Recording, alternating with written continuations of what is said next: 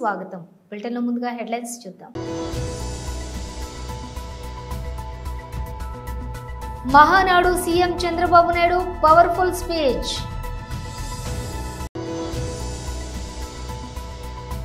BJP రాష్ట్ర అధికార ప్రతినిధి శ్రీమతి రాణి రుద్రమ మరియు ఇతరులు మీడియాను ఉద్దేశించి ప్రసంగిస్తున్నారు.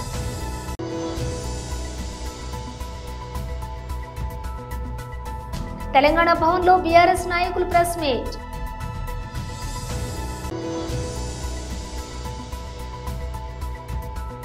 ఎన్టీఆర్ ఘాట్ వద్ద జూనియర్ ఎన్టీఆర్ కళ్యాణ్ రామ్ నివాళి. ఇక డీటెయిల్స్ చూస్తే Mahanadu CM Chandrababu Naidu powerful speech. సభకు నమస్కారం.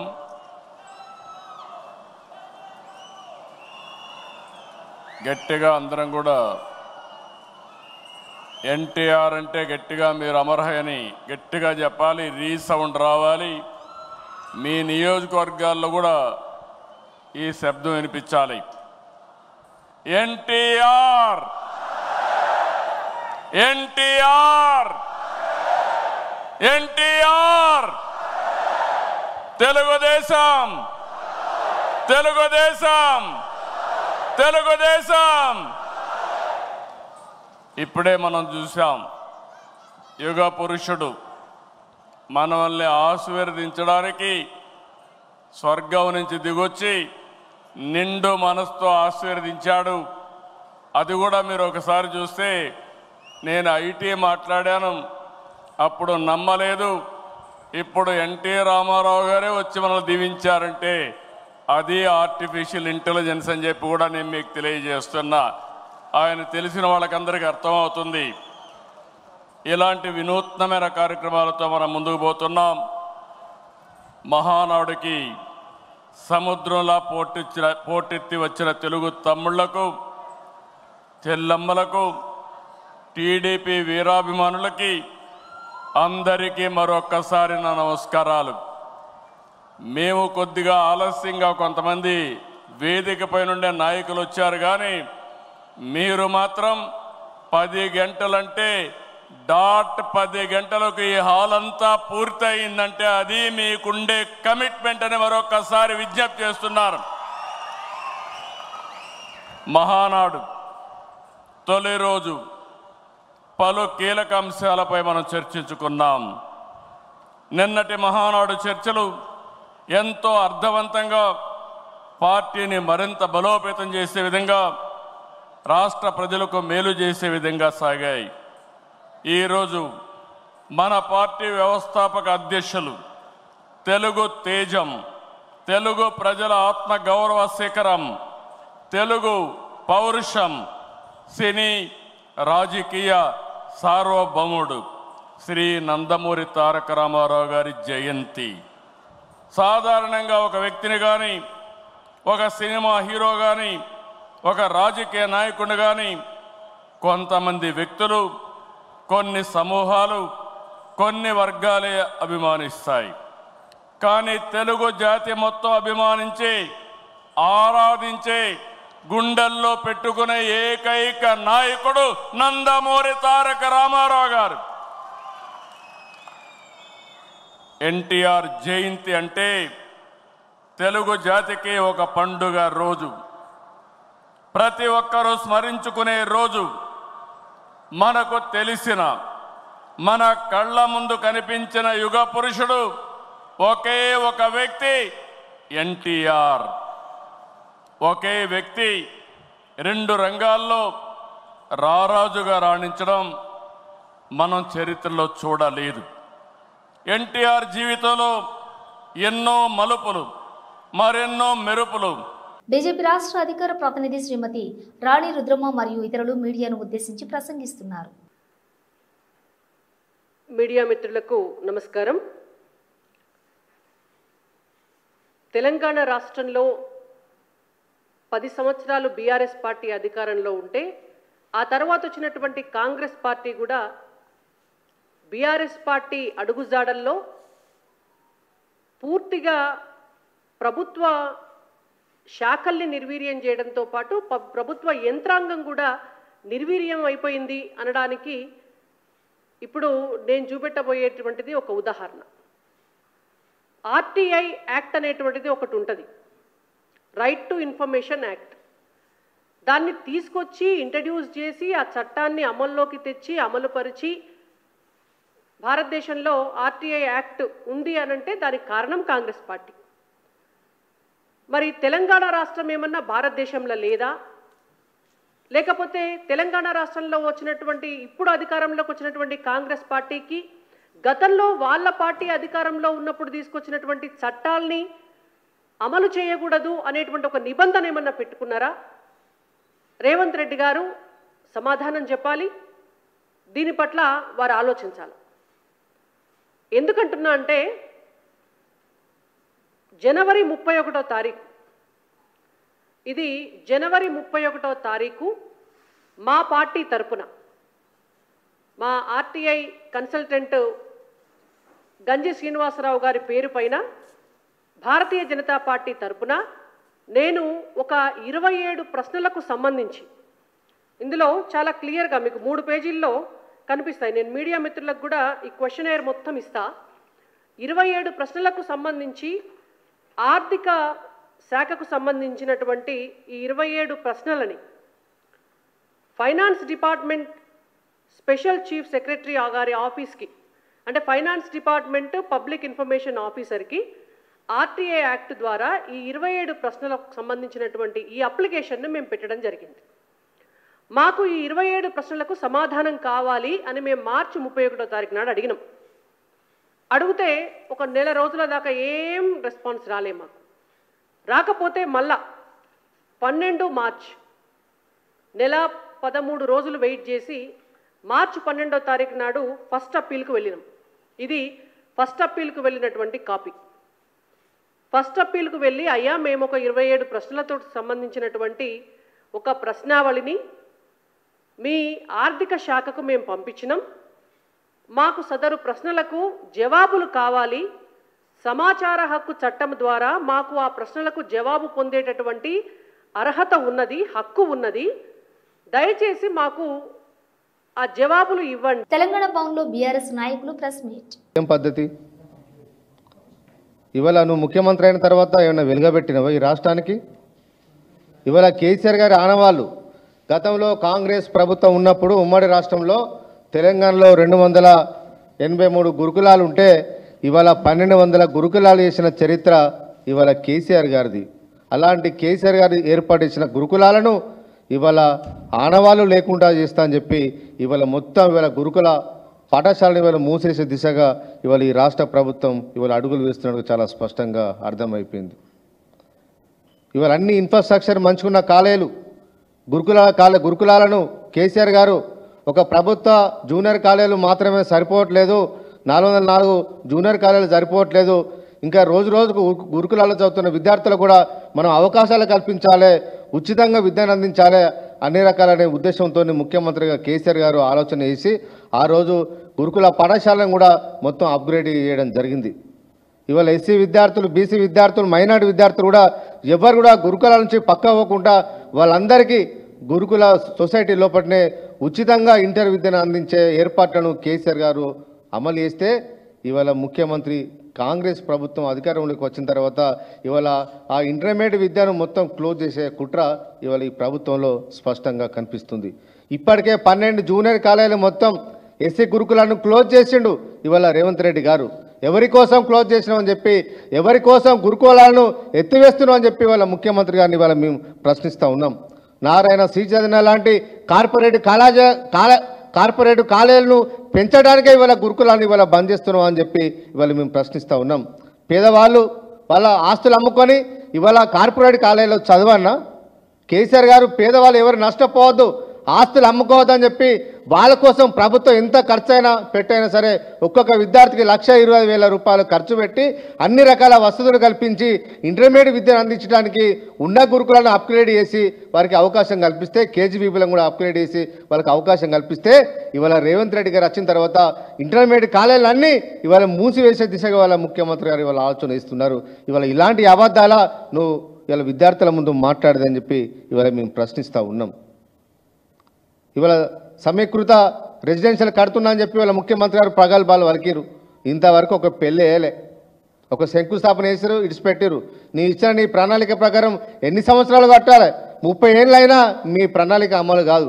అప్పటి వరకు ఉన్న గురుకులను మూసివేయాలని కుట్రనా? అవసరమా? ఇదేనా మీ పేదల సంక్షేమం కోసం కాంగ్రెస్ పార్టీ తాపత్రయం అంటే ఇదేనా అని వాళ్ళ ప్రభుత్వాన్ని ఇలా మేము ప్రశ్నిస్తూ ఉన్నాం. దాదాపు 660 గురుకులాలకు ఎవరైతే యాజమాన్యాలు బిల్డింగులు కట్టించి ఇచ్చారో వారికి రెంట్ ఇవ్వట్లేదు. ఆ రెంటును అడిగితే ప్రభుత్వం నిర్లక్ష్యంగా వివరించడం వల్ల, అధికారులు కూడా నిర్లక్ష్యంగా వివరించడం వల్ల మాకు ఎన్ఓసీలు ఇవ్వండి, మేము మీ గురుకులాలకు మేము ఇవ్వం, మేము వేరే స్కూల్ ప్రైవేట్ వాళ్ళకి ఇచ్చుకుంటామని చెప్పి ఇవాళ దరఖాస్తు చేసుకునే పరిస్థితి ఇవాళ రాష్ట్రంలో వచ్చింది. కనీసం పేద విద్యార్థులు చదువుకునే గురుకులాలకు కనీసం రెంట్లు కట్టే పరిస్థితి కూడా ఈ రాష్ట్రంలో లేదు. దివంగత మాజీ ముఖ్యమంత్రి ఎన్టీఆర్ జయంతి సందర్భంగా బుధవారం ఉదయం జూనియర్ ఎన్టీఆర్ కళ్యాణ్ రామ్ హైదరాబాద్లోని ఎన్టీఆర్ ఘాట్ వద్ద నివాళులర్పించారు. ఈ సందర్భంగా తెలుగు ప్రజలకు ఆయన చేసిన సేవలను స్మరించుకున్నారు. ప్రముఖుల రాకను పురస్కరించుకుని ఎన్టీఆర్ ఘాట్ వద్ద పోలీసులు పటిష్టమైన బందోబస్తును ఏర్పాటు చేశారు. ప్రతి సంవత్సరం ఎన్టీఆర్ జయంతి సందర్భంగా జూనియర్ ఎన్టీఆర్ కళ్యాణ్ రామ్ ముందుగా ఎన్టీఆర్ ఘాట్ ను సందర్శించి నివాళులర్పిస్తారు. అనంతరం నందమూరి బాలకృష్ణతో పాటు ఇతర కుటుంబ సభ్యులు, సినీ ప్రముఖులు, వివిధ రాజకీయ పార్టీల నేతలు, ప్రముఖులు అక్కడికి చేరుకుని నివాళులర్పిస్తారు. మా ప్రభుత్వం వచ్చిన మొదటి సంవత్సరంలోనే 59,000 ఉద్యోగాలు ఇచ్చాము. దేశంలో మొదటి సంవత్సరంలో 59,000 ఉద్యోగాలు ఇచ్చిన ముఖ్యమంత్రిని చూపిస్తే నేను భట్టి విక్రమార్క ఏ శిక్షకైనా సిద్ధమని సీఎం రేవంత్ రెడ్డి అన్నారు. ప్రభుత్వం వచ్చిన మొదటి సంవత్సరంలో ఆన్ రికార్డ్ నేను ఛాలెంజ్ చేస్తున్న ఈ దేశంలో ఏ రాష్ట్ర ముఖ్యమంత్రినైనా, ఏ ప్రభుత్వమైనా, ఏ పాలకులైనా ఒక్క సంవత్సరంలో 59,000 ప్రభుత్వ ఉద్యోగాలు ఇచ్చిన ఎవరైనా ముఖ్యమంత్రి రాష్ట్ర ప్రభుత్వం ఉంటే వాళ్ళు విధించే ఏ శిక్షకైనా నేను, మా ఉప ముఖ్యమంత్రి గారు సిద్ధంగా ఉన్నాము. మా ప్రభుత్వం, మా మంత్రివర్గం మొదటి సంవత్సరంలో 59,000 ప్రభుత్వ ఉద్యోగ నియామక పత్రాలు ఏ ఎల్బీ స్టేడియంలో మేము మంత్రులుగా, ముఖ్యమంత్రిగా ప్రమాణ స్వీకారం చేసినామో అదే ఎల్బీ స్టేడియంలో వాళ్ళందరినీ పిలిపించి నియామక పత్రాలు వాళ్ళ చేతులకు అందించినప్పుడు ఆ పేదవాళ్ళ తల్లిదండ్రుల కళ్ళల్లో చూసిన ఆనందం జీవితకాలం గుర్తుంటుంది. ఎందుకంటే వాళ్ళ పిల్లలు ప్రయోజకులైనప్పుడు ఆ తల్లిదండ్రుల కళ్ళల్లో కనిపించే ఆనందం ఒక గొప్ప అనుభూతి. అది మాటలకు అందదు, మాటలు చెప్పినా సరిపోవు. నట సార్వభౌముడు ఆంధ్ర రాష్ట్ర ప్రజల అన్న నందమూరి తారక రామారావుల 102వ పుట్టినరోజు వేడుకలను గోకవరం దేవీ చౌక్ సెంటర్లో ఉన్న అన్న ఎన్టీఆర్ విగ్రహానికి పూలమాలలు వేసి నివాళులర్పించారు. జగ్గంపేట నియోజకవర్గం శాసనసభ్యులు జ్యోతుల నెహ్రూ ఆదేశాల మేరకు గోకవరం మండలం టీడీపీ పార్టీ నాయకులు, కార్యకర్తలు ఎన్టీఆర్ పుట్టినరోజు వేడుకలు ఘనంగా జరుపుకున్నారు. అనంతరం కేక్ కట్ చేసి నాయకులు, కార్యకర్తలు, అభిమానులు శుభాకాంక్షలు తెలుపుకుంటూ ఒకరికి ఒకరు తెలిపించుకున్నారు. ఈ సందర్భంగా తెలుగుదేశం పార్టీ నాయకులు మాట్లాడుతూ రాజకీయం అంటే ఏంటి అనేది ఎన్టీ రామారావు ముఖ్యమంత్రిగా గెలుపొందినప్పటి నుండి ప్రజలకు పార్టీ అంటే ఏంటి, నాయకులంటే ఏంటి అనే విషయాలు తెలుసుకున్నారని వెల్లడించారు. నిరుపేదలను ఉద్దేశించి ఆనాటి రోజుల్లో ఎన్నో సంక్షేమ పథకాలు అమలు చేసిన ఘనత అన్న రామారావుకి దక్కిందని టీడీపీ నాయకులు అన్నారు.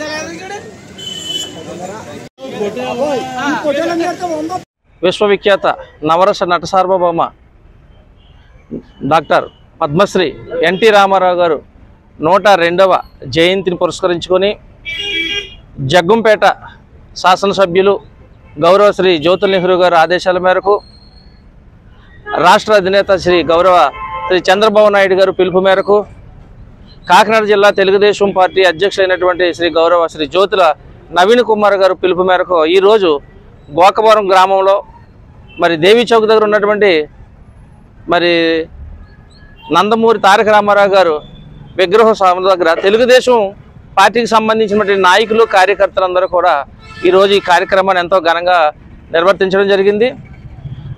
ఒకప్పుడు రాష్ట్రం ఉమ్మడి ఆంధ్రప్రదేశ్లో ఉన్నప్పుడు అధోగతి పాలలో ఉండి తెలంగాణ సాంస్కృతిక చరిత్రలో సూరవరం ప్రతాప్ రెడ్డి ఒక అధ్యాయమని మహబూబ్ నగర్ ఎమ్మెల్యే ఎన్ఎం శ్రీనివాస్ రెడ్డి అన్నారు.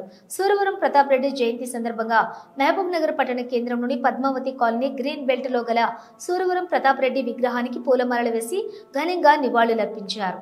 అనంతరం ఆయన మాట్లాడుతూ తెలంగాణలో కవులే లేరనే నింద వ్యాఖ్యలను సవాలుగా తీసుకుని 354 కవులతో కూడిన గోల్కొండ కవుల సంచుక గ్రంథాన్ని కవుల జీవిత విశేషాలతో సహా ప్రచురించి గ్రంథ రూపంలోని సమాధానమిచ్చిన వైతాళికుడు సూరవరం ప్రతాప్ రెడ్డి అని ఆయన చెప్పారు. తెలంగాణ రాజకీయ సాంఘిక చైతన్యం అంటే వెంటనే గుర్తుకు వచ్చే పేరు సూరవరం ప్రతాప్ రెడ్డి అని అన్నారు.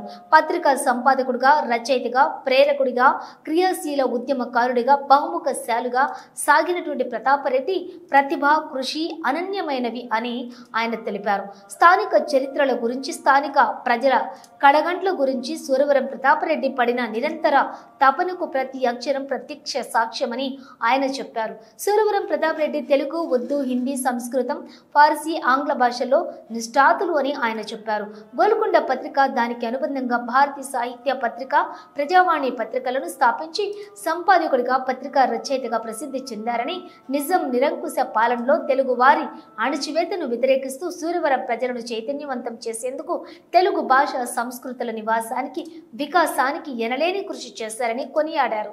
వనపర్తి శాసనసభ్యులుగా ఎన్నికై పూర్తిగా తన జీవితాన్ని ప్రజాసేవ కోసం అంకితం చేశారని ఆయన తెలిపారు. వీరు సాహిత్యానికి చేసిన సేవలకు గాను కేంద్ర సాహిత్య అకాడమీ అవార్డు ఇవ్వగా, తెలంగాణ రాష్ట్రంలో ప్రభుత్వం అధికారంలోకి రాగానే తెలుగు విశ్వవిద్యాలయానికి సూరవరం ప్రతాప్ రెడ్డి పేరును పెట్టి వారికి సముచిత స్థానం ఇచ్చామని ఆయన గుర్తు చేశారు.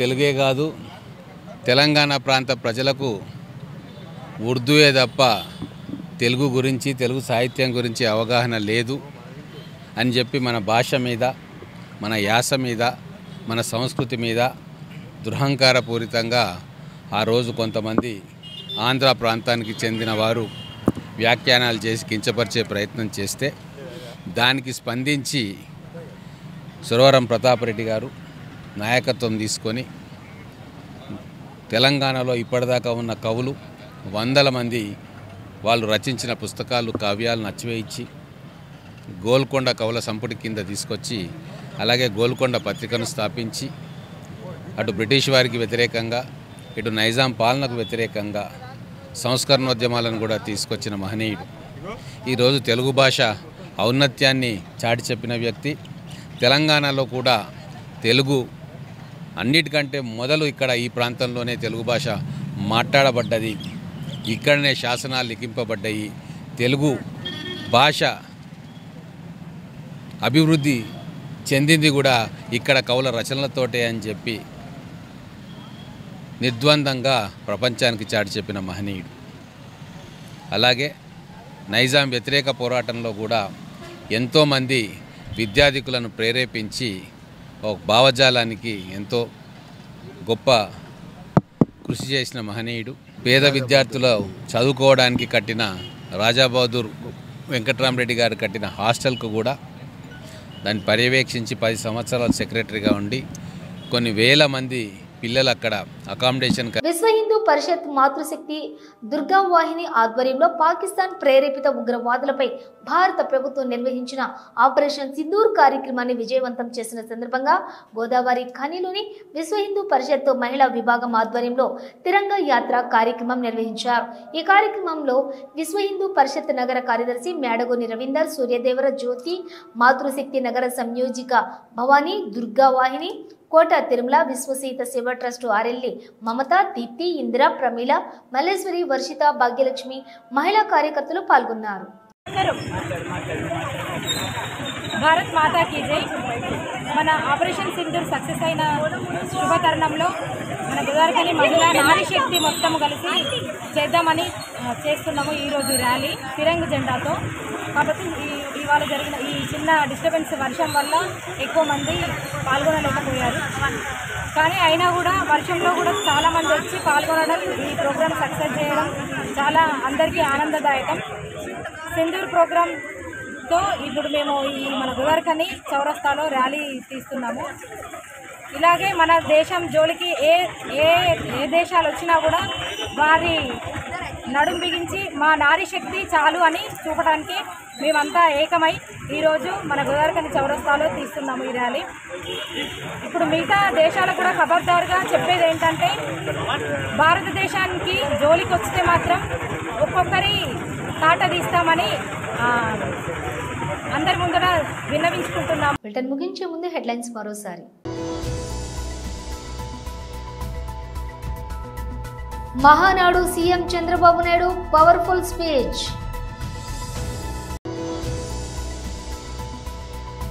బీజేపీ రాష్ట్ర అధికార ప్రతినిధి శ్రీమతి రాణి రుద్రమ మరియు ఇతరులు మీడియాను ఉద్దేశించి ప్రసంగిస్తున్నారు.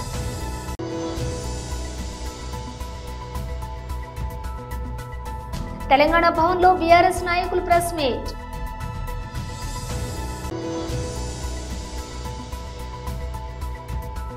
ఎన్టీఆర్ ఘాట్ వద్ద జూనియర్ ఎన్టీఆర్ కళ్యాణ్ రామ్ నివాళి. ఇవి బులెటిన్ విశేషాలు. మరో బులెటిన్తో మళ్ళీ కలుద్దాం.